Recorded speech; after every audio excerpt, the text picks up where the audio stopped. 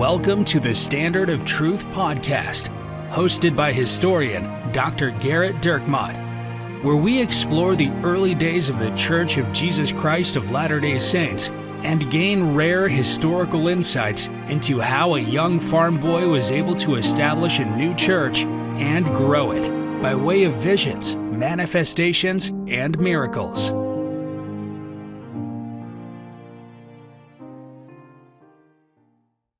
Hi, welcome to another episode of the Standard of Truth podcast. I'm your host, Dr. Garrett Dirkmott, and I'm joined by my friend, Professor Richard Leduc. Hello, Garrett. When last we left you with part one of Polygamy, Not Really, Richard's the one naming that, by the way. That's right. That's my favorite name so far. Garrett's favorite is Joseph Smith, a fun guy, which was, our second episode. Which was a response to someone claiming that Joseph Smith took psychedelic mushrooms in order to receive the visions and translate the Book of Mormon. So we reviewed a revelation, quote unquote, that was sent to Brigham Young by W. Phelps in 1861. That W. Phelps was writing, but that was received in 1831. Was claiming that 3 decades earlier that Joseph had given it to him, and this is July of 1831, brand new, early in the church. Joseph comes down. In fact, this is Joseph's first time down to Missouri. He's coming down to Missouri because they've been commanded by revelation to go down there, and it's on July 20th, so 3 days after when Phelps is placing this, that Joseph declares the spot where the temple of God is going to be built, the temple in Zion. Now, they still, of course, believe the city of Zion is going to be built. Then, Phelps knows by the time he's writing this that it didn't happen. But it's certainly a very big deal. If you hadn't listened to the first part of this podcast, I urge you, to go back and to listen to episode 1, because otherwise what we're about to talk about will be somehow more incoherent and nonsensical. So terrible. Than what it already is. Yeah, it's going to be bad no matter what, but if you don't have the context. That's what I feel like. I feel like whenever anyone's like, hey, I don't like your podcast, I'm like, the context. And I just say context and I walk away. Well, so the kind of the funny thing for me in that part 1 is that in this revelation 30 years later that is written and sent to Brigham Young, that polygamy is kind of for the first time kind of called out, but that W. Phelps takes 3 or so years to be like, what did you mean by that? Right, yeah. Wait a second.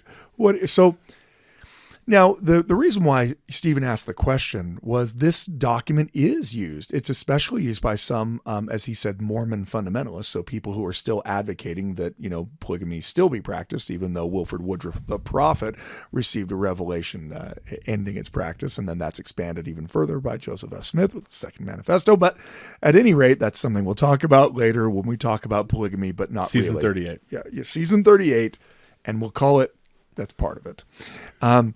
But also people trying to find that date. Look, we have other sources that place Joseph Smith's understanding that he is going to have to teach polygamy to this 1831 era after his translation of the Old Testament, where, polygamy abounds. And then,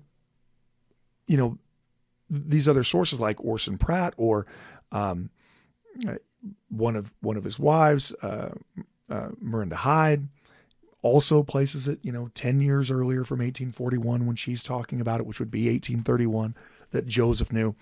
So in that sense, this idea of placing it back much earlier than the Doctrine and Covenants section 132 revelation that we have in our scriptures, in that sense, the idea that he talked about it earlier would fit. But you're right, it is a very odd thing that Phelps, only thought about it for 3 or 4 years and thought, wait a minute, I'm married. You got to only hope that he didn't already marry someone else. So the fact that it is very late, that he's kind of claiming something more than he then he really can. Like, here I've got the verbatim, but don't worry, God just gave it to me. You know, I didn't have pen and paper to write it down, but I got your pen and paper in my mind. So what's actually the standing of W.W. Phelps in the church at this time in 1861? So he's a judge. He's a local judge in Utah. In fact, they'll refer to him as Judge Phelps in a lot of their correspondence. He's a member of the church, and he will occasionally speak at general conferences. And in fact, one of the reasons why, I'm a little hesitant, I brought up last week that Phelps, first of all, most of you know W.W. Phelps because you know that he, was instrumental in writing the hymns, that he was a printer in Jackson County that was printing the Book of Commandments when those pages were destroyed. But I think probably most people know W.W. Phelps because of his apostasy, right? You know him because it is that incredible story that we will someday cover in detail. Yeah, it's one of my favorites. We probably should do it. We'll do it next. Season 39. Yeah, we're not going to do it. We'll never do it. But where that incredible story where Phelps is one of the leaders of the church in Missouri, and he, along with the other church leaders in Missouri, chafe against the control that Joseph and the church in Kirtland is exercising. There's, a lot of this and a lot of that's said, and Phelps is eventually excommunicated. But it's not just that he's excommunicated. After his excommunication, he will sign affidavits claiming that Joseph Smith was essentially planning an insurrection in the state in Missouri. On the strength of those affidavits, Joseph is going to be held in Richmond and then Liberty Jail for months without trial. And we all know about that situation. And again, we'll talk about it at some future point. If we can ever live down Ari's criticism of our terrible Missouri accents, and we'll come back to that. But that's the reason why what Phelps did was horrific. And it was an outright lie. And he had to have known it was a lie when he said it. But it was used not only as the basis of why Joseph was held in prison, it was used as a major part of the defense of the horrible depredations that the Missourians then undertook among the Latter-day Saints in Missouri. The Latter-day Saints are exterminated from the state. They're driven from the state. And there are several high-profile apostates, none greater than Thomas Marsh, the most senior member of the Quorum of the 12 Apostles, the would have been president of the Quorum of the 12 Apostles. But Phelps, who had long been a close associate with Joseph, he is seen as a hiss and a byword. Both Phelps and Marsh are seen as some of the greatest traitors in early church history because their affidavits allow the Missourians to say, how can you claim we are unjustly exterminating them from the state? Their own leaders. W.W. Phelps, supposedly the great friend, the person who wrote the article that got the Saints driven out of Jackson County, because Phelps is the one who wrote the article inviting free black members of the church to move to Missouri. That Phelps, he is the one who is throwing Joseph under the bus and claiming that Joseph has malintent. We have proof. We have proof. We don't need anything else but the words of Marsh and Phelps. Well, so Phelps is really, he's a kind of a hiss and a byword. And like I said, we could spend more time on it, but I think a lot of people know his story from the fact that a year and a half later, missionaries run into him in Ohio, and Phelps begs to be let back into the church, refers to himself as a prodigal son, writes a letter to Joseph begging for forgiveness. And instead of Joseph doing what, frankly, everyone would have justified Joseph in doing, and that is saying, tell you what, you come here, let's have a talk about things. After we let everyone in Nauvoo throw rocks at you, then you can come back a year after that, ask again, and the answer will still be no. That's what I wanted Joseph to say, because I clearly am not Joseph Smith. And instead, you of course have this beautiful thing where Joseph doesn't even attempt to verify if Phelps is genuinely repentant. He doesn't even say, I'm so glad to hear this. Come meet with me in Nauvoo and we can talk about it. Instead, Joseph picks up his pen and immediately responds and says, you're forgiven. You're back into the church. Right? And of course, ends it with that beautiful quote, come on, dear brother, now since the war is past, for friends at first are friends again at last. So, I think a lot of people know Phelps from that regard.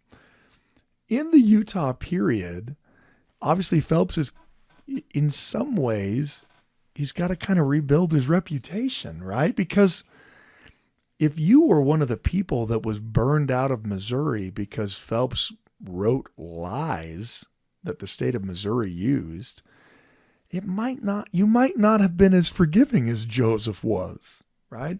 If it was your house that was burned down, you might want more than just a my bad coming from W.W. Phelps. Now, Phelps was very penitent. I don't mean to make light of that. At the same time, there's some evidence that Phelps was given to, an exaggeration of his importance in the early church. When he would speak, he often, I used this phrase earlier with Richard talking about this, that he essentially, and I heard this from a good colleague of mine, Brent, he used this way to describe something that in some ways Phelps kind of Forrest Gumps his way through early church history. He's with Lyndon Johnson, he's with Kennedy, right. He's with Elvis. Every major important event, somehow Phelps was there, Oh yeah, I was there for that kind of thing. And in fact, we have an account of a conference meeting in which Brigham Young's kind of had enough of the grandstanding.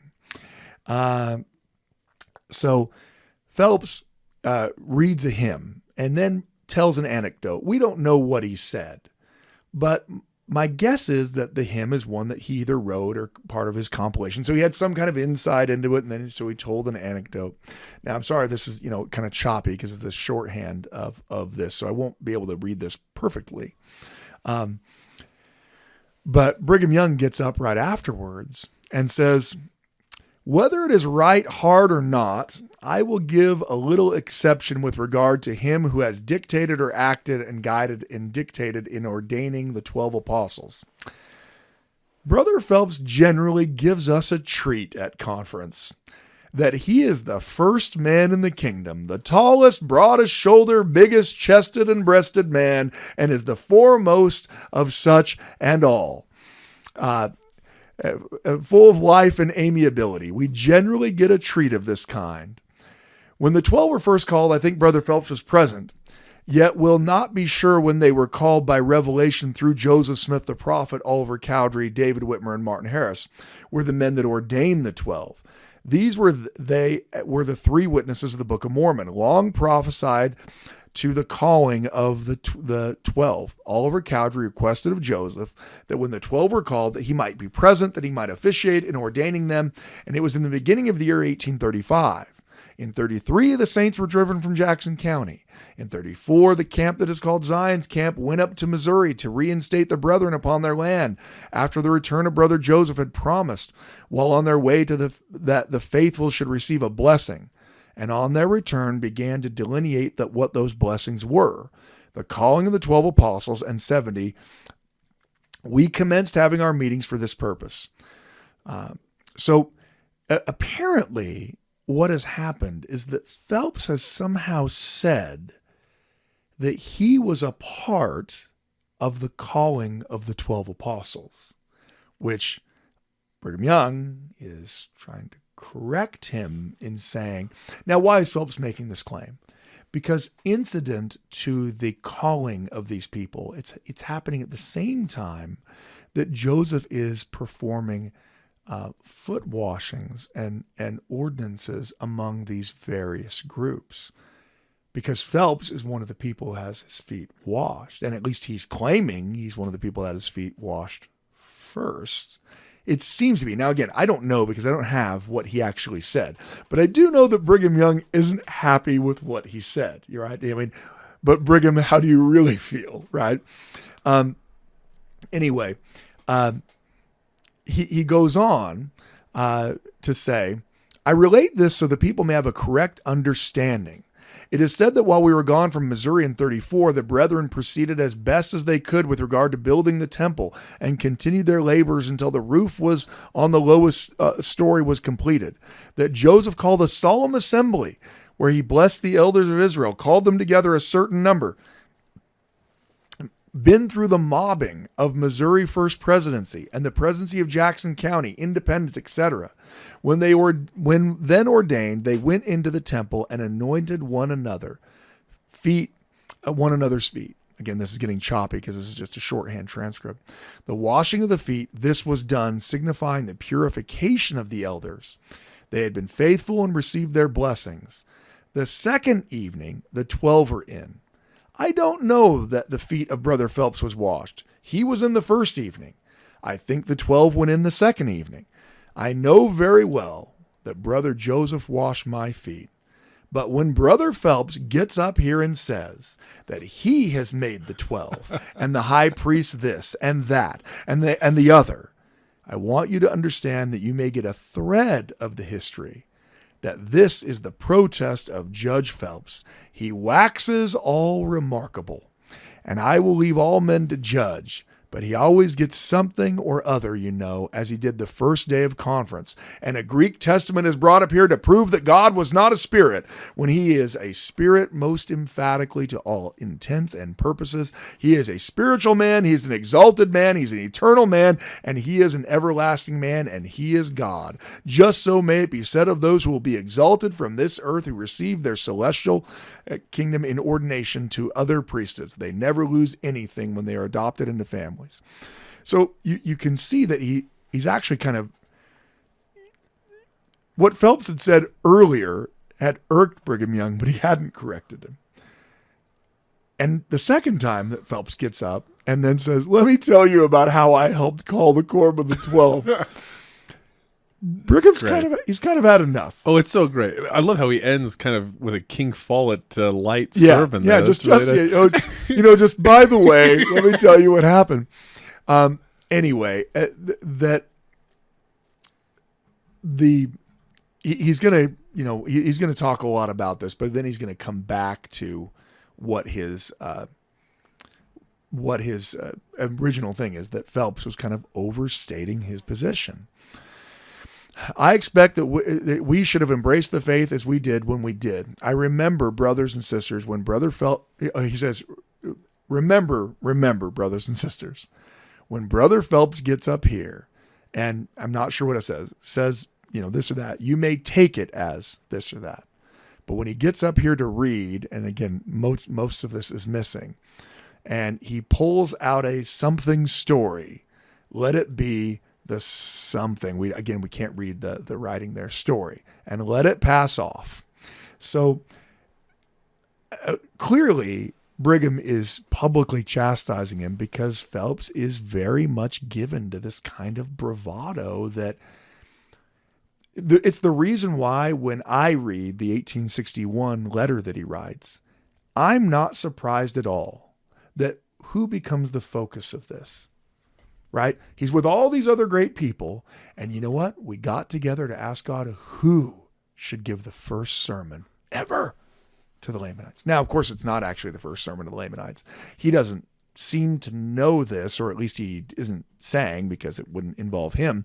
And that is that, Oliver Cowdery and Ziba Peterson and Parley Pratt have already gone preaching to and Peter Whitmer Jr. to the Native Americans in what is today Kansas. And in fact, they're preaching to them for quite some time and having some success before the federal Indian agent comes and threatens to throw them all in jail for preaching to the Native Americans without a license.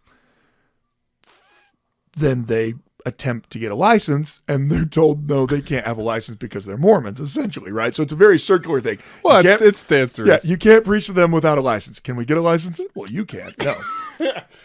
Okay, can other people get licenses? Yes. Baptists. Absolutely. Can Presbyterians have absolutely. licenses? Can more? No, you cannot.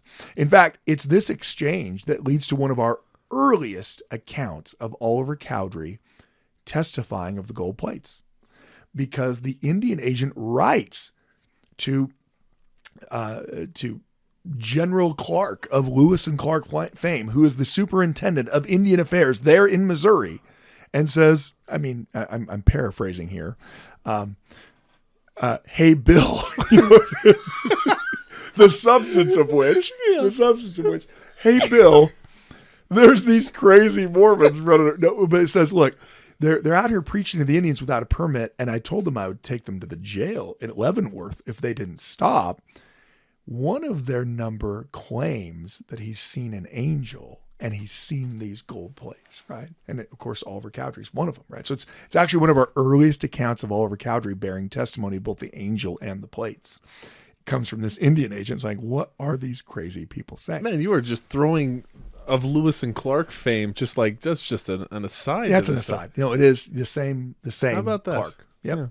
Yeah. By the way, the way that Brigham Young describes W.W. Phelps, I think of like a really every person you've ever met in the church. No, I think of like an old man sitting in a rocking chair by like a bait and tackle shop on some lake out by Lake Winnemucca. I tell you, remember the first time they caught a bass in this here lake? That kind of thing. Right. And the clerk's like, don't listen to him. Yeah. When the First World War came along, I was one of the first in the trenches. You were two. I know, I was one of the ones helping pass out the artillery. I'm pretty sure they used my little hands to wipe the insides of the. There's something to that. Look, I don't mean to denigrate Phelps in the sense that, look, his conversion story, the time he spent in the kingdom was incredible. Yes, he had a bad time, like most of us have had a bad time, but he becomes a very faithful member. And even his writing of that letter to Brigham Young, he really thinks this is going to be helpful to the church in defending the practice of plural marriage, which has come under increasing attack, and also further demonstrate this prophetic nature of Joseph Smith. But I am not in any way surprised reading this that the discussion is, who is the supposed to give this first sermon ever to the Native Americans, even though it's not the first sermon, as we just established. And it just so happens that it's Phelps. Right? Oh, yes, God said it'll be Phelps. Is that possible? Sure. Does it make you pause a little bit because the only person who's even saying that revelation happened is him, and it just so happens to be that he's also the one who was called? Yeah, it does. Now, maybe he is not remembering it exactly. Maybe he doesn't remember that, there was a deacon who was called up there with L. Tom Perry, and that's what the context was. We know for certain that Phelps doesn't understand the context of the revelation. Why?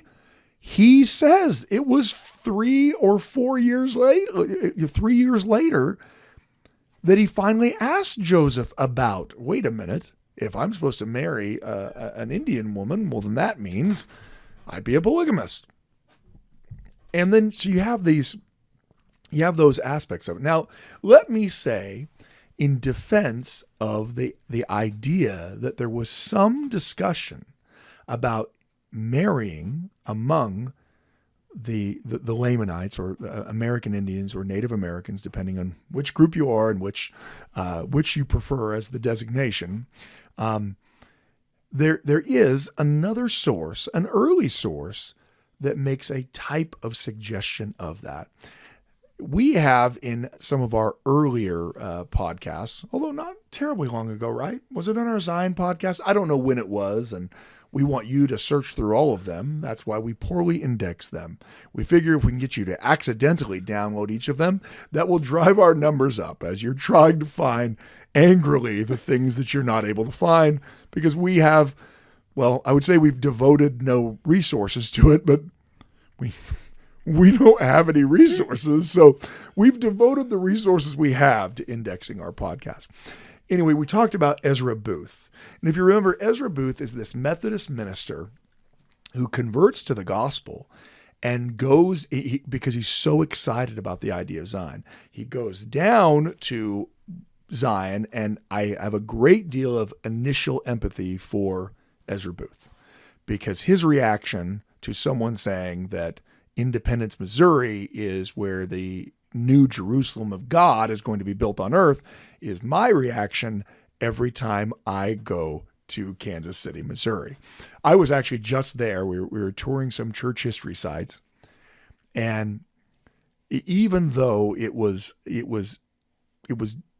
mid-June, the heat index was 108. It is amazing how much less pietistic you can feel as you're standing at David Whitmer's grave and it's 108 degrees. You're thinking, well, I guess he is one of the witnesses who didn't come back, so I'm going to go back to the bus, essentially. So Booth gets to, Jackson County and is just, he's bothered by some of the things that happened on the trip because it was a long way down. He's bothered by the fact that this is Zion. You're telling me that this gambling infested, mosquito infested swamp here on the edge of the Missouri River, this is the New Jerusalem. This is a great time to just interject that you are maybe doing tours out there, that you might have interest in leading tours out there. What a perfect way to attract people to go on a tour. Right. Would you like to see the place that Ezra Booth decided would make him apostatize? If so, join us. It's 108 degrees. It's not always 108 degrees. I will say I've spent a lot of time in Kansas City. The barbecue's amazing. Barbecue's amazing. Oklahoma Joe's, I can't say enough about it. It's a gas station at a Chevron. Yeah, there's nothing like going to buy your barbecue. It is amazing. Only in Missouri could you pull up to a gas station to buy the greatest barbecue you've ever tasted. Because, for those of you who buy your sushi at the gas station, you've probably already had a bad experience. Well, I once had a bad experience with sushi in Las Cruces, New Mexico, usually known world over for their sushi. But well, it's so close to the ocean. The sushi's always fresh in Las Cruces. In fact, I think that's their town motto. But, do we have any Las Cruces listeners? I don't think so. Yeah. Spring and fall are lovely in Kansas City. Yes, exactly. Now, look. So Booth writes back, and he writes a series of letters. That's why we talked about him. He writes a series of letters just attacking Joseph every which way but loose. He is not only going to become and just this angry antagonist, he actually is going to fall away from religion entirely, which is actually kind of sad. He doesn't go back to being an ardent Methodist. He kind of just apostatizes and becomes an agnostic, actually. So it's actually, his story is actually very sad. But in one of these letters, as he is just, and look, these are incredibly antagonistic. He is railing on Joseph and the church and all of these different things. But part of what he writes in one of his letters, December 9th of 1831. So again, this would have been just a few months after. Now he's already apostatized. He apostatizes shortly after that, that happened.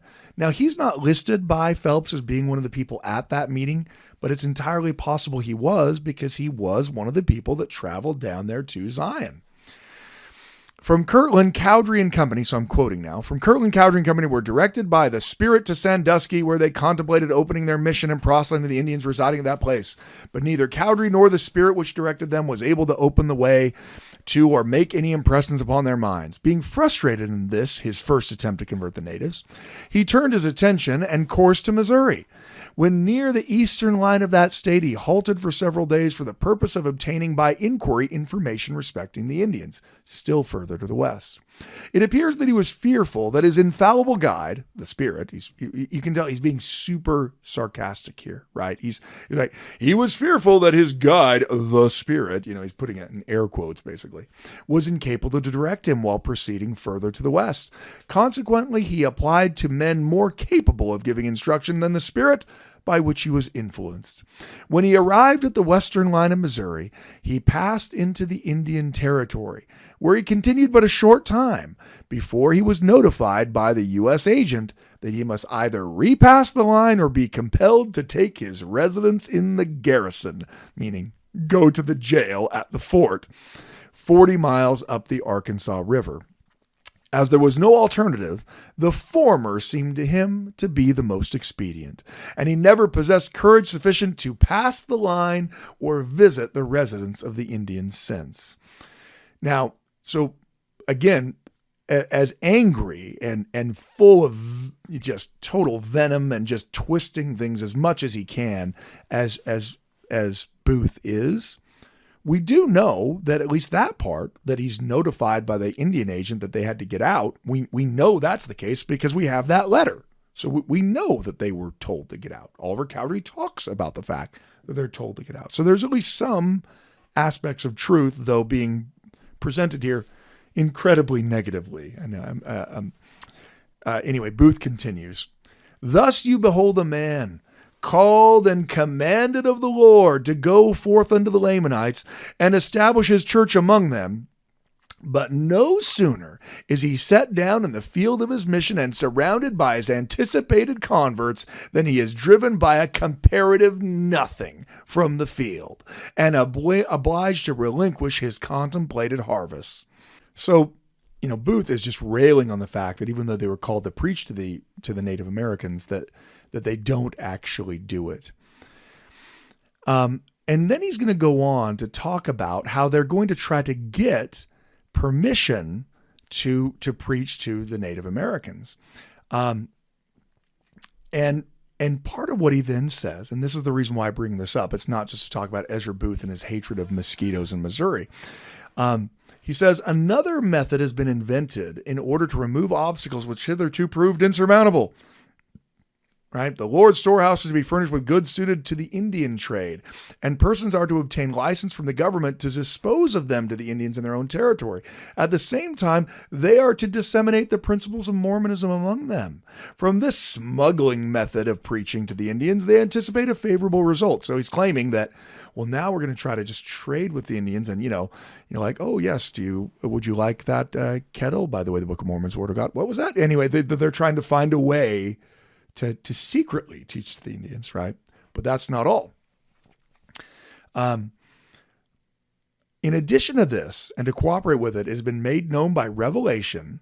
So again, talking about a revelation, that it will be pleasing to the Lord should they form a matrimonial alliance with the natives. And by this means, the elders who comply with this thing so pleasing to the Lord, and for which the Lord has promised to bless those who do it abundantly, gain a residence in the Indian territory, independent of the agent. It has been made known to one who left his wife in the state of New York, that he is entirely free from his wife, and that he is at liberty to take him a wife from among the Lamanites. It was easily perceived that this permission was perfectly suited to his desires. I have frequently heard him state that the Lord has made it known unto him that he is as free from his wife as from any other woman, and that the only crime that I ever heard alleged against her is she is violently opposed to Mormonism. But before this contemplated marriage can be carried into effect, he must return to the state of New York and settle his business, for fear he should return after that affair has taken place, and the civil authority would apprehend him as a criminal. Now, he doesn't mention names here, but already we know the people that are there in Missouri, and there's, if we're thinking of the people who were in New York, who left a wife behind, who are really, really, really angry about the church, Lucy Harris very quickly comes into mind. And so this is actually a good, it's not a good source. This is an angry source. So that there was some kind of revelation or discussion about Martin Harris marrying, well, Booth is at least providing that. And he's also claiming it was by way of a revelation. You'll notice, though, that the purpose, at least as angry Booth presents it, is not polygamy in any way, right? In fact, it almost sounds as if Harris needs to go back to New York to end his marriage in order to come back to marry, right? Despite how free he says he is. Yes. Oh, I'm free to marry. Now, again, we've talked about this before, and we'll talk about it again, but probably not ever again because it'll be surrounding polygamy. And that is, In the 19th century, it is actually an incredibly common thing for men and women in marriages that they aren't happy with to simply abandon their spouse, move to another state, and marry again. And in this sense, they are technically polygamous, I guess. But the reality is divorce is nearly impossible to obtain. It's really, really hard to obtain for women in the country. This is going to come as a surprise to you, students of American history, but women were not treated very well in the 19th century by the American legal system. In many cases, women would actually have to get the state legislature to sign a bill specifically granting them a divorce in order to get a divorce. Well, how often do you think that's going to happen? Now, we do have one very high-profile case of this happening, and that's with Andrew Jackson. Andrew Jackson, President of the United States. He was married to a woman who was absolutely legally married to another man. Well, now that man had essentially abandoned her, right? They had been separated for years, but never divorced because no one could get a divorce, and no one ever actually got divorced. When Andrew Jackson is running for president, well, guess who comes out of the woodwork? This same man, married to his Jackson's now wife, saying, Andrew Jackson is married to my wife. Look, I've got the marriage certificate right here. He's obviously not qualified for the office of the presidency because he's married to my wife. He's a bigamist. Now, Andrew Jackson, as most historians believe, that in fact, this is one of these common marriages where the people were in a loveless marriage or an abusive marriage or a problematic marriage or whatever, and one of the spouses simply moved away somewhere else and married someone else. But Jackson had resources that other people didn't have. So he was able to have his friends at the Tennessee State House manufacture and post-date a bill of divorcement so that they could then come out and say, no, look, see, he was divorced before they got married. Much to the surprise of the man who was still like, oh, well, I'm not aware of the fact that we were divorced. Now, like I said, most historians believe that it's an entirely fraudulent divorce, that it was created out of whole cloth to keep Jackson from being derailed by these accusations. But the reality is it happens all the time.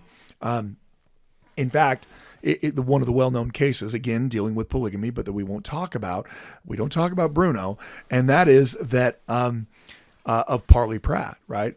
Who actually ends up killing Parley Pratt? Well, a woman is married to a husband that is, that she is not happy with, that she's, in this abusive relationship, and she leaves and goes to Utah and marries Pratt as a plural wife. Now, she's still technically married to her garbage water husband, right? Well, like I said, it's actually a very common thing. And if you think about it, look, if you are a woman in 19th century America, you have essentially no legal rights. You have even fewer legal rights when you're married, because whatever property that you quote unquote own, the moment you marry your husband, that property legally becomes his. You can't own property independent of your husband. Well, that makes it pretty hard to leave him, even if you had the ability to get a divorce. And so many people, when they're in an abusive marriage, a loveless marriage, well, first of all, most of them just stay in it because marriage is kind of a horror story in the 19th century. But those who do get out of it, many of them don't actually get divorces because they couldn't get them. They simply move to another state and marry someone else. And it's not like there's some kind of like database of marriages from state to state. Wait a minute, let me check the Arkansas registry and see if, no, wait, you're down here as having been. That doesn't exist. So it's actually very easy to kind of drift away to another place in the West and just remarry and start all over. I mean, technically, I guess you're a polygamist because you're legally married to more than one person. But in the sight of kind of common law, you're not anymore. You're not living with them anymore. You're not, you can't get that divorce decree, but that's not proof that you're no longer married. At any rate, that was probably an aside that you didn't want to hear, but now you know something about Andrew Jackson that you didn't know before. But it is actually one of the things that when we later at some point talk about polygamy, which we're not talking about it now, I need you to strike from your memory. I need you to take from your memory. Don't write anything down about everything we're talking about now. That Utah's divorce laws are actually so liberal when the territory is created that it actually causes a controversy, because Utah establishes laws in which women can get essentially irreconcilable differences as a cause for divorce. And so once they complete the Transcontinental Railroad, it becomes kind of scandalous, because not only are those Mormons out in Utah destroying the family by the fact that some of them practice polygamy, now, because of the full faith and credit clause of the Constitution, people in New York could hop on a train, go to Utah territory, get a divorce in Utah territory, go back to New York and say, see, we're divorced. Because women could initiate divorces in Utah without cause. Whereas in many other states, they had to prove that the husband committed adultery, or it was very difficult. And so Utah becomes one of the nation's leaders in divorce, which is probably not what you're often thinking about when you're thinking about Utah and marriages, because women could finally obtain them. And of course, that is a safeguard against the potential and excesses of plural marriage, right? If a woman enters a marriage and she's not happy in it, plural or monogamous, she had the right and the ability to leave. And they did. There were many divorces that happened as a result of people being in unhappy marriages. At any rate, Booth provides us that information, and something that is not in the first documents volume or the second volume, where this revelation would have been, this purported revelation that Phelps records, is information that might have had a mitigating factor on how it was treated. Probably not, because it's still just manufactured language, right? It's him saying, I didn't have a pen at the time, but 30 years later, I got this. That is another source that didn't actually become available until much later in the project. And that is the Council of 50 Minutes.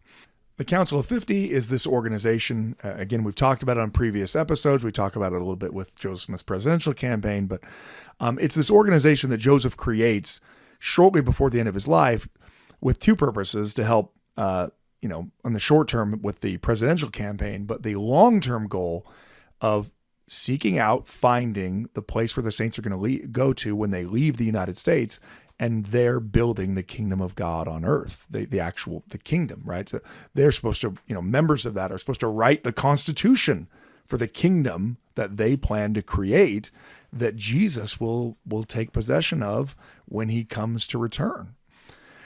Well, the February 1845 minutes of the Council of 50 contain a discussion which is important for our analysis of this document. That discussion is surrounding a man by the name of James Emmett. Now, Emmett is someone who has left Nauvoo. So look, the church is planning to leave. They don't know yet where they're going. We're going to Texas. They're still negotiating with Texas. Are we going to Mexico? There's a lot of favor of that. It looks like they're going to go to Mexico.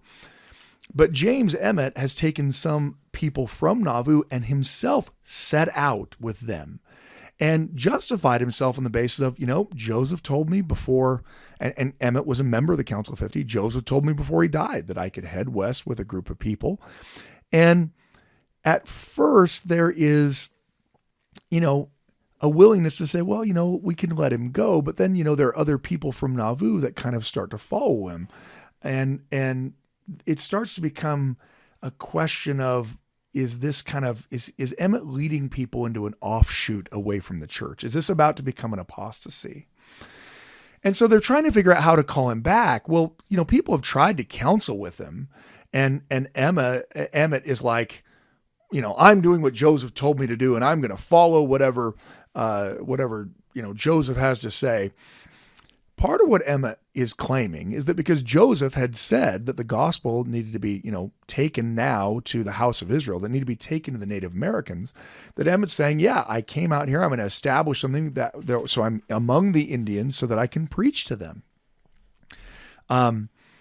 So Emma Suleiman is going to talk about this. So is Samuel Bent. So Samuel Bent's going to say, he's asking, Emmett, why are you doing this?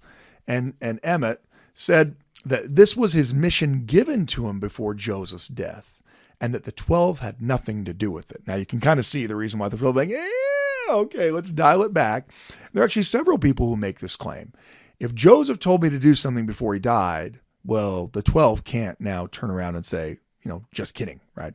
You can see why that might be a problem, because one of the great apostates of this era is James Strang. And what's he claiming? Oh yeah, Joseph sent me a letter right before he died that said, hey, by the way, if anything happens to me, you're the new prophet, right? So this is you might have touched a nerve here, Emmett, where he's like, I don't care what you say. Joseph said that I could. In the end, let me tell you how that story all ends. In the end, they decide to write instead of, they really do. They want Emmett to come back into fellowship. So they decide to craft a very kind letter saying, hey, we understand that you're trying to do what you think Joseph told you to do, but we need you to follow counsel. And it actually works, and Emmett actually, returns back to the fold. So if you're wondering, hey, we got something good here, right? But let me go on with the minutes. Amma Suleiman says, we had a mission to the Lamanites. Brother Joseph gave us a frank relation of the work and said, don't stop till this is accomplished. Brigham Young went on to say that Joseph wanted that we visit the Lamanites. I commit to Brother Brigham the keys of the kingdom to the Lamanites. This is apparently one of the keys that's given to the Quorum of the 12. He committed them to me, Brigham says.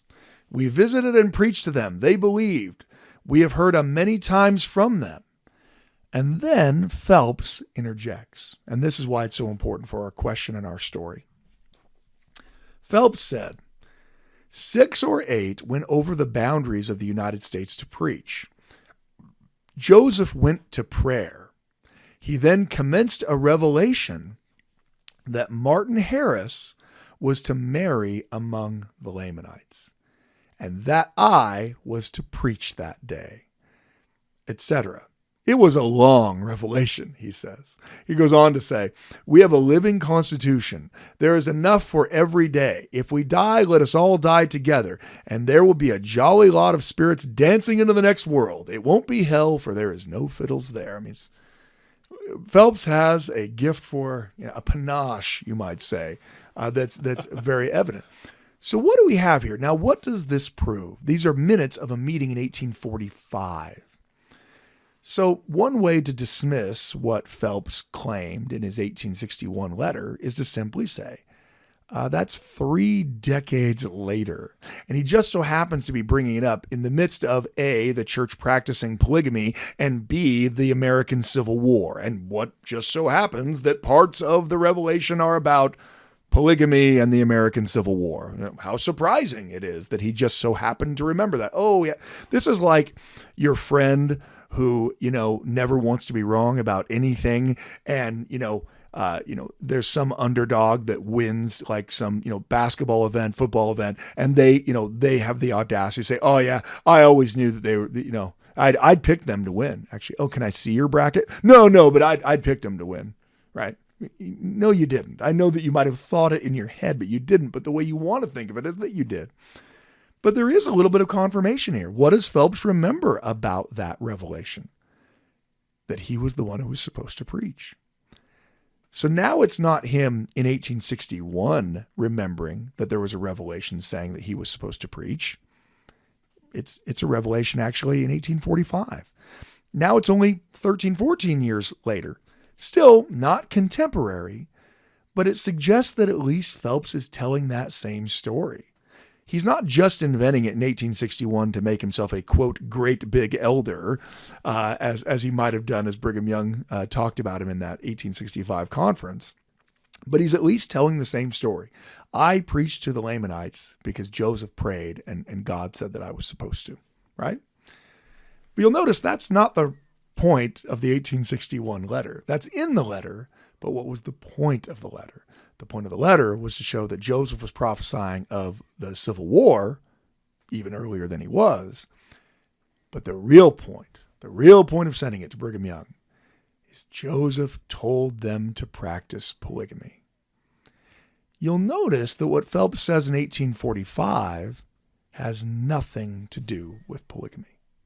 He doesn't bring it up in the context of, oh yes, Joseph actually commanded us all to practice it. Now, of course, there are men in this meeting practicing polygamy. In fact, William Clayton, who is writing these words down, has himself been practicing polygamy for years. Joseph, is one of the people that has to help Clayton hide the fact that his second plural wife is pregnant, right? So, I mean, his second wife is pregnant. But that is not the context that Phelps provides. In fact, what is the context that he provides? It's much closer to what it is that Ezra Booth said in his gigantic rant, right? That there was one person commanded to marry among the Lamanites. And it was Martin Harris. Who's the person that's mentioned here by Phelps? He commenced a revelation that Martin Harris was to marry among the Lamanites. It seems like that at least what Phelps is saying, and with what Booth is relating from 31, is there was some kind of direction or communication or revelation from God that in some way told Martin Harris to marry a Native American woman. That he didn't, Booth tells us it's because, Harris had to go back to New York and settle his affairs first. But the context that Phelps provides for the exact same thing is very different in 1861, 16 years later. Instead, he's now remembering this revelation. Now, he's always remembering that he himself is supposed to speak. That's important. That's always there. But instead of remembering this as a revelation just to Martin Harris to marry among the Native Americans, he's now claiming that all of them were commanded to marry them. Well, he isn't saying that. Why isn't he saying that in his 1845 account? Because the whole conversation in this account is that Joseph commanded them to go preach to the Native Americans. And in fact, Phelps is adding on, yes, 6 or 8 of us went over the boundary of the U.S. to preach to them. And Martin Harris was commanded to marry. So what seems most likely, I would say this is my humble historical opinion. That is, I think that there was some kind of communication from God that both Ezra Booth and Phelps remember. That it primarily involved Martin Harris marrying among the American Indians. And that Phelps later, in an attempt to justify polygamy and in an attempt to demonstrate just how great Joseph was, argued that in fact the revelation was much more than that. Now, the $5 million question: did Phelps really have a conversation with Joseph in which Joseph said, "Oh, well, the reason why you can do that is because you all were supposed to marry them, and even though you didn't ask me this question for 3 years, which makes me question your own marital status, there, Phelps, is because you were going to practice polygamy." That's a much harder thing to believe. Now, maybe Phelps did have a conversation at some point. It seems unlikely. Or at the very least, maybe the question wasn't about Phelps himself, but about Martin Harris. You commanded Martin Harris to marry? How is it that Martin could marry if he was already married to someone else? Well, Joseph is going to teach in plural marriage that people who were, legally married to someone else could be sealed to someone else. That happens several times. I don't know whether that conversation existed. I will say it's a highly problematic document. That there was some kind of information delivered by Joseph, I think you can probably say that. Clearly Phelps given our Council of 50 Minutes and given Ezra Booth, is not just manufacturing something out of total whole cloth. But, as I said at the outset, and you don't remember because we were talking about our professor for 20 minutes, the fact that Phelps is the only source of the text of the revelation and also the context of why it was given and what it meant is highly problematic. And it's even more problematic because now we have a shifting account of what that revelation meant. It's Phelps who told us that the revelation was just to Martin Harris to marry.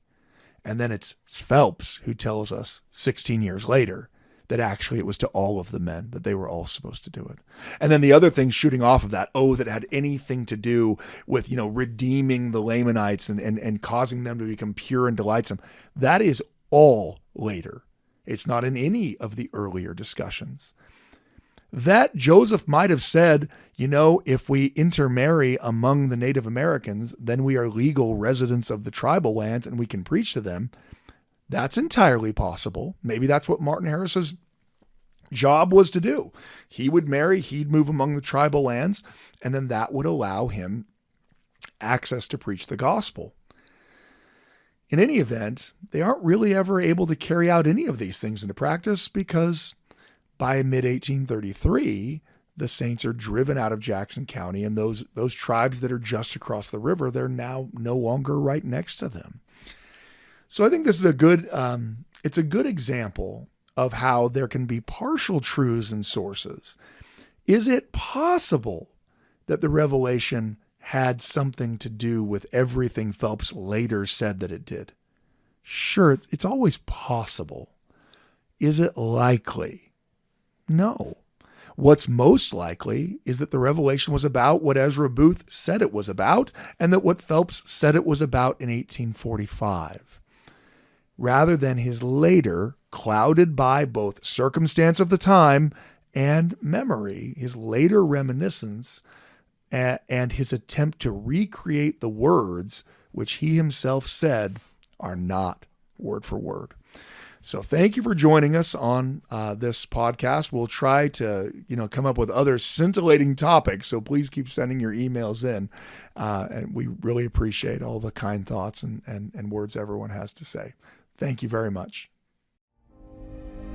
Thank you for listening to the Standard of Truth podcast, hosted by historian Dr. Garrett Dirkmott. If you know anybody that could benefit from the material in this episode, please share it with them.